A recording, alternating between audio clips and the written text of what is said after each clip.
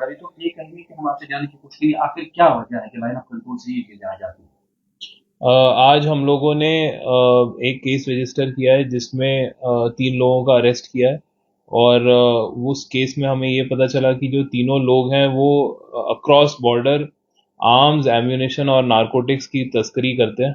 तो इसमें हम लोगों ने आज 500 ग्राम हेरोइन पकड़ा है।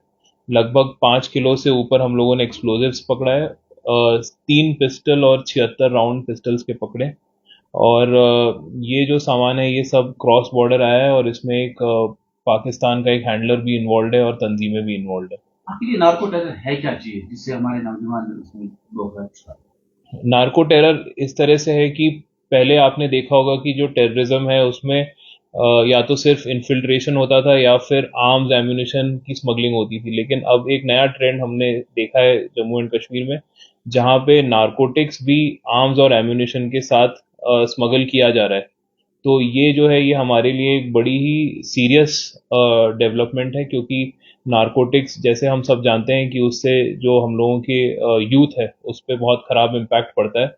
तो नारकोटिक्स का आना एक बहुत ही सीरियस प्रॉब्लम है जो हम अब फेस कर रहे हैं यहाँ पर। आपको लग रहा है कि सब उस पार है, पाकिस्तान से ही आ रहा हो गया कि नौजवानों को इसमें धकेलने की कोशिश शायद?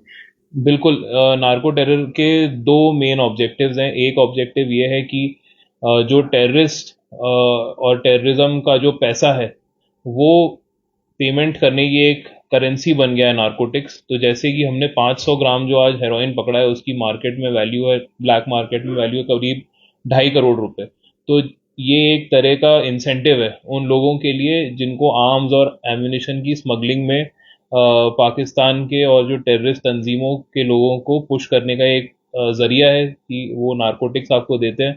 तो जो लोग हैं, जो गरीब लोग हैं, जो बॉर्डर के पास हमारे लोग रहते हैं, उन लोगों को ये दिखता है कि इससे हम लोग ये पैकेट नारकोटिक्स से हम लोग अपनी इलीगल इनकम कमाएंगे, और अगर इसके साथ आर्म्स एम्यूनिशन अंदर जाने पड़ते हैं तो उससे कोई फर्क नहीं पड़ता है। तो ये एक तरह का इंसेंटिव है, एक करेंसी है। और जो दूसरा इशू है वो ये है कि जो हमारी यूथ है, ये सब नारकोटिक्स हमारे कंट्री में आता है तो जो यूथ है वो उनके पास जाता है, और वो जब नारकोटिक्स कंज्यूम करते हैं तो उससे उन वो जनरेशन और उनकी मेंटल हेल्थ और फिजिकल हेल्थ और ये पूरी जनरेशन को इम्पैक्ट करता है। तो ये एक सीरियस इशू है क्या जो जम्मू हमने देखा है। कश्मीर पुलिस इसके लिए कोई पर्टिकुलर अप्रोच इस्तेमाल कर रही है, क्योंकि अब दो जराइम एक साथ सामने आ रहे हैं?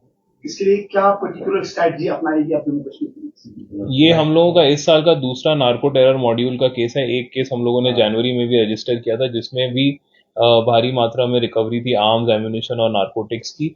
और ये हमारा दूसरा केस है। तो अब हम लोगों को ये पता है कि जो नारकोटिक्स आर्म्स एम्यूनिशन का स्मगलिंग का चैनल सेम है, तो अब हम लोग उस पर स्पेशल फोकस कर रहे हैं। हम लोग उन लोगों को नारकोटिक्स वाले जो लोग नारकोटिक्स तस्करी कर रहे हैं भारी मात्रा में, उनको भी हमने इस केस में यूएपीए में बुक किया है। तो ये हम लोगों का एक डेटरेंस है जिससे कि हम उन लोगों को डिटर करेंगे जो नारकोटिक्स के जरिए आर्म्स एम्यूनिशन और एक्सप्लोजिव्स की तस्करी भी कर रहे हैं। फौज के साथ साथ अब पुलिस को भी सरहद में जो है तैनात रखा गया है। तो खासतौर पर इसको रोकने के लिए किस तरह के इकदाम आप करने जा रहे हैं? जो आज भी आपने पकड़ा, क्या इसके साथ जो नेटवर्क और जुड़ा है उनके खिलाफ भी कार्रवाई होगी? बिल्कुल, ये पूरा नेटवर्क हम इन्वेस्टिगेट करेंगे। इसमें एफआईआर रजिस्टर्ड है तो पूरी इन्वेस्टिगेशन इसमें चलेगी। हमें इसमें कुछ पाकिस्तान बेस्ड हैंडलर्स का भी पता चला है, तो उनके ऊपर उनको भी हम इस केस में चार्जशीट करेंगे।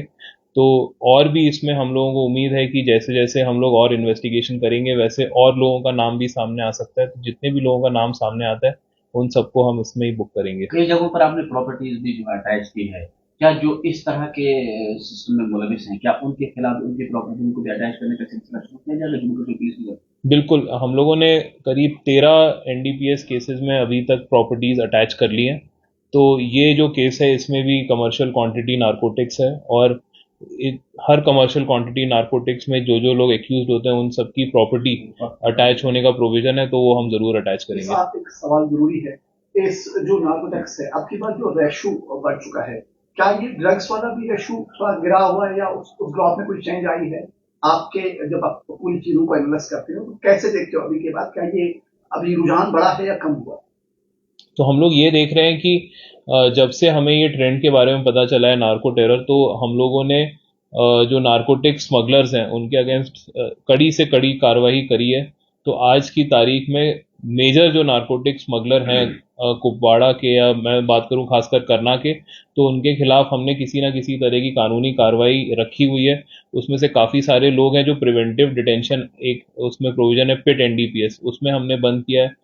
कई लोग हैं जो कमर्शियल क्वांटिटी नारकोटिक्स के केसेस में बंद हैं, तो ऐसे केसेस में बेल भी पाना बहुत मुश्किल होता है। तो जो सबसे पहला हमारा फोकस है वो ये है कि हम एनफोर्समेंट और प्रिवेंटिव एक्शन, इन दोनों चीज़ पे फोकस कर रहे हैं। तो जितने भी लोग हैं जो इन चीज़ों में, उनको हम बुक करके कोशिश कर रहे हैं कि वो आउट ऑफ सर्कुलेशन उन हो लोगों के लिए क्या पैगाम होगा जम्मू कश्मीर पुलिस की तरफ से? कड़ा पैगाम हम मानेंगे जो आज भी ये तस्करी कर रहे हैं, चाहे वो नार्को हो, चाहे वो मंशियात हो, या कुछ और हो, या सामान की तस्करी कर रहे थे, उनके लिए जम्मू कश्मीर पुलिस बहैसियत एसएसपी क्या पैगाम होगा?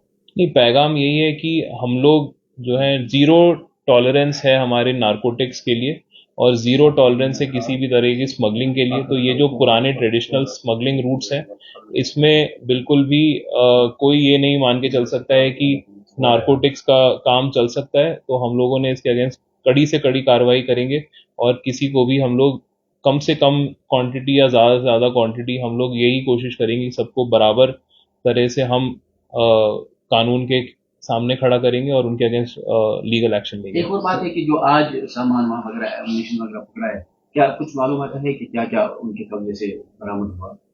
हमने 3 पिस्टल बरामद करी है, उसमें 76 पिस्टल राउंड्स थे। उसके अलावा 5 किलो से ज़्यादा हमने एक्सप्लोजिव्स बरामद किए हैं, जो हम एफएसएल भेज के उसको कराएंगे, उसकी एनालिसिस भी करवाएंगे। उसके